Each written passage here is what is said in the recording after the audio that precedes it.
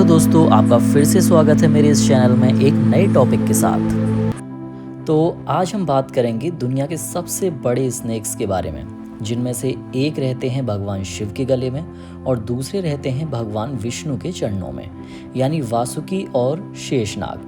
तो हमें इन दोनों के बारे में कुछ बताइए। जी हाँ, बहुत ही अच्छा सवाल। वासुकी और शेषनाग हिंदू धर्म के दो बहुत ही शक्तिशाली और विशाल नाग माने जाते हैं। वासुकी को अक्सर शिवा के गले में लिपटा हुआ दिखाया जाता है, जो शक्ति और नियंत्रण का प्रतीक है। वहीं शेषनाग को अनंत नाग माना जाता है, जिनके ऊपर विष्णु विश्राम करते हैं और कहा जाता है कि उनके हजारों फन हैं। पुराणों के अनुसार शेषनाग पूरी पृथ्वी को संभाले हुए हैं और ब्रह्मांड की स्थिरता का प्रतीक है। ठीक है, तो पहले अब हम वासुकी के बारे में जानते हैं कि उनके माता पिता कौन हैं और वो शिव के गले में कैसे आए। ये कोई श्राप है या वरदान है या वासुकी की खुद की इच्छा थी ये? जी हाँ, वासुकी के माता पिता ऋषि कश्यप और नाग माता कद्रू माने जाते हैं। पुराणों के अनुसार वासुकी नागों के राजा थे और उन्होंने देवताओं की मदद भी की थी, खासकर समुद्र मंथन के समय। कहा जाता है कि वासुकी ने स्वयं भगवान शिवा के सेवा करने की इच्छा जताई थी, इसलिए शिव ने उन्हें अपने गले में स्थान दिया, जो शाप नहीं बल्कि एक बड़ा आशीर्वाद और सम्मान माना जाता है।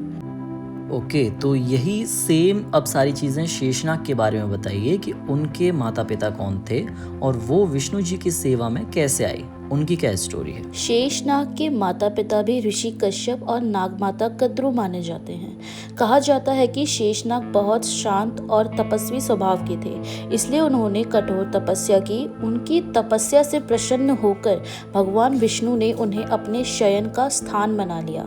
तभी से शेषनाग भगवान विष्णु जी की सेवा में रहते हैं और अपने विशाल फनों पर पूरे ब्रह्मांड को संभाले हुए माने जाते हैं। ओह, मतलब ब्रह्मांड के सबसे बड़े और शक्तिशाली दो नाग सगे भाई हैं।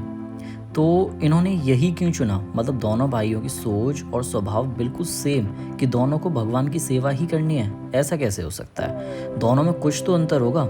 और क्या इन दोनों में आपस में प्यार है या फिर नोक-झोंक? शेषनाग और वासुकी सच में सगे भाई माने जाते हैं, लेकिन उनका स्वभाव थोड़ा अलग बताया गया है। शेषनाग बहुत शांत, धैर्यवान और तपस्वी स्वभाव के थे, इसलिए उन्होंने तप करके विष्णु जी की सेवा का मार्ग चुना।